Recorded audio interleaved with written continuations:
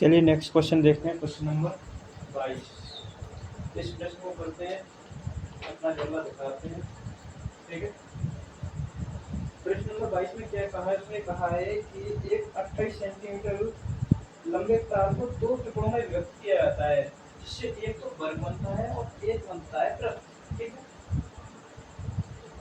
वृत्त बनाया जाता है। दोनों टुकड़ों की लंबाई कितनी होनी चाहिए? इस टुकड़े की लंबाई कितनी होनी चाहिए, इस टुकड़े की लंबाई कितनी होनी चाहिए? पता चल गया। पूछा क्या है और दिया क्या है?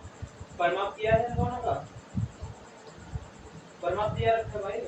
इसकी वैल्यू ये, इस टुकड़े को काटेंगे तो मान लेंगे x, तो पंजी होती 4x 4a, इसकी पंजी हो जाएगी, ये पूरी 28 है तो 28 में से स्क्वायर इसको हटा देंगे, ये आ जाएगी।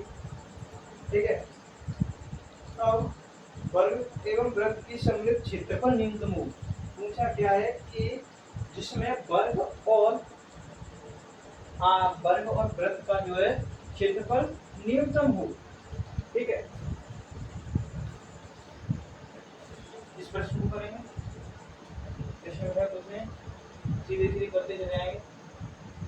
हमें दे रखा है कि वृत्त, माना कोई वृत्त है, इसको हमने कोई खंड काटा, मान लिया कि इसकी जो है एक भुजा x है, तो परिमाप हो जाएगा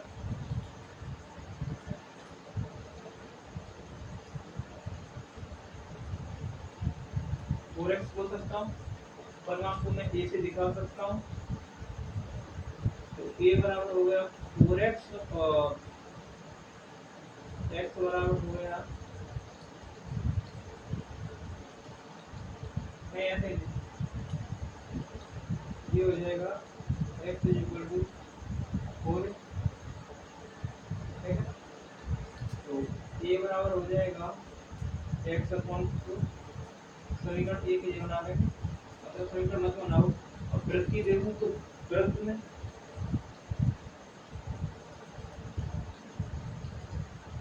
वृत्त की परिधि क्या होती है?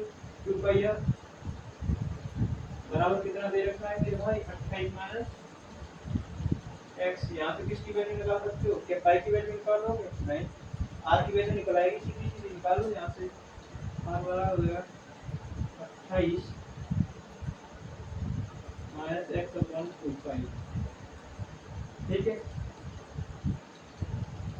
r की वैल्यू निकल आई और यहाँ से हमारे पास a की वैल्यू निकल आई। ठीक है, वर्गीय भुजा और ये। ठीक है, करते हैं। अब क्या कह रहा है कि इन दोनों के सम्मिलित क्षेत्रफल न्यूनतम हो। न्यूनतम की बात कर रखी है। ठीक है, इसका क्षेत्रफल और इसका क्षेत्रफल को जोड़ दो, करते हैं। फिर वर्ग व वृत्त का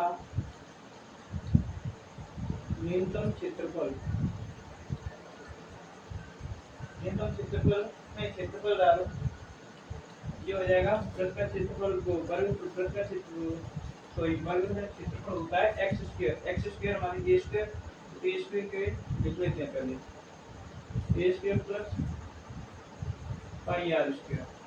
एक जगह हम इसे लिख सकते हैं, इसकी जगह इसके लिख सकते हैं। ठीक है, लिखते चले आओ, थोड़ी लेंथ की कुछ सवाल है ये x अपॉन 4, तो स्क्वायर प्लस पाई 28 माइनस x अपॉन 2 पाई का whole square,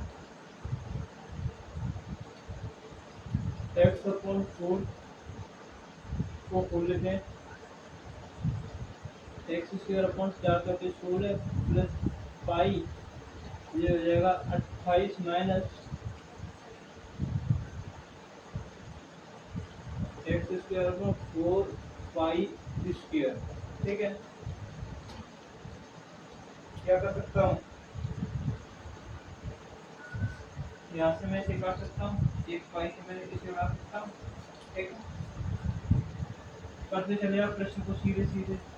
x upon 16 plus 28 minus x का स्क्वायर अपॉन 4 पाई, फैक्टराइजेशन कर लो इसका, एक और 16 बाहर निकल आएगी, एफ डैश एक्स ये है हो गया एफ एक्स, ये हो गया एफ एक्स हो गया, ये है ए एफ एक्स के बराबर माना है हमने, ठीक है।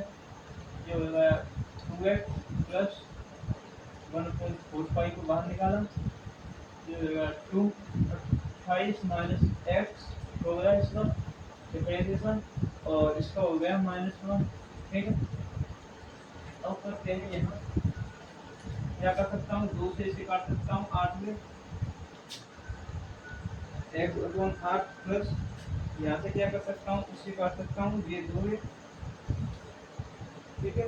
माइनस है, माइनस का चिन्ह आ गया जाएगा, -28 minus x, 28 minus x upon 2 ये किसकी वैल्यू आई है, f डैश x के बराबर आया है। Now f double dash x निकाल लेते हैं, ये हो जाएगा 1/8 माइनस 1/2 तो ये हो जाएगा 28 का 0 हो जाएगा, इसका हो जाएगा 1, ठीक है, -1, ये हो जाएगा 1/8 प्लस 1/2, ठीक है।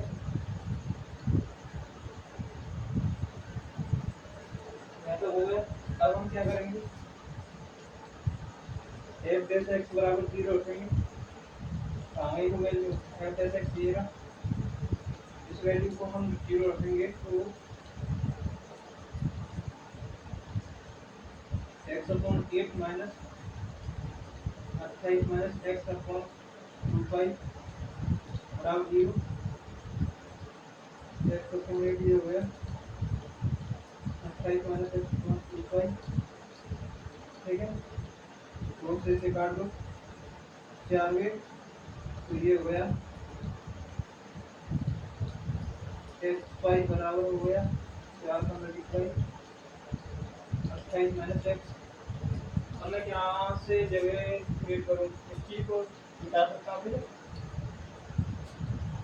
यहाँ पर जगह थोड़ी गड़बड़ कर रही है और कुछ नहीं, इस इक्वेशन को वहाँ लेकर जाता हूँ, जो हो गया x5 बराबर हो जाएगा, मल्टीप्लाई कर दो, ये हो गया x बार माइनस 4x, ये हो गया x5 plus 4x equal to x बार है, x को कॉमन लेंगे तो 5 प्लस 4 इक्वल टू x बार है, बट्टे 5 प्लस 4 आ जाएगा, ठीक है। सॉरी x बराबर हो जाएगा 112 बट्टे 5 प्लस 4 हो जाएगा, ये तो हमारे पास ये वैल्यू आ गई, ठीक है, x की वैल्यू। अब r की वैल्यू कैसे निकालेंगे भाई, दूसरा टुकड़े की कैसे वैल्यू आ जाएगी, 28 में से इसको घटा देंगे तो हमारे पास ये आ जाएगी, दूसरी आ जाएगी। चलो करते हैं, कहाँ का है, इसको न्यूनतम दिखाएंगे, कर लो आप, थोड़ा गड़बड़ हो जाएगा, ये न्यूनतम ही आएगा, ठीक है। अब इस वैल्यू को निकालेंगे तो कहाँ निकालना हूँ मैं, चलिए इसे निकाल देता हूँ, ठीक है।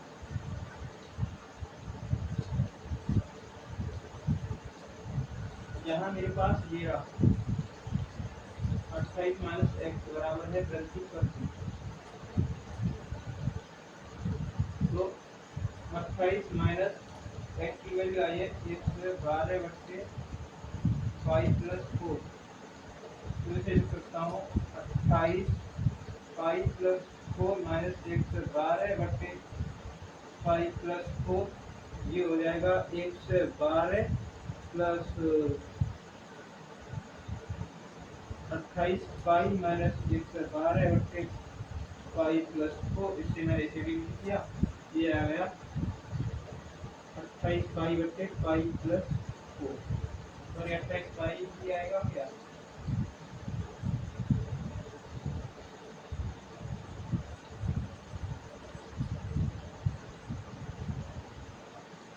28 आएगा। इससे मैं मैच कर देता हूँ, मैच का आंसर देख लेता हूँ, ठीक है। तो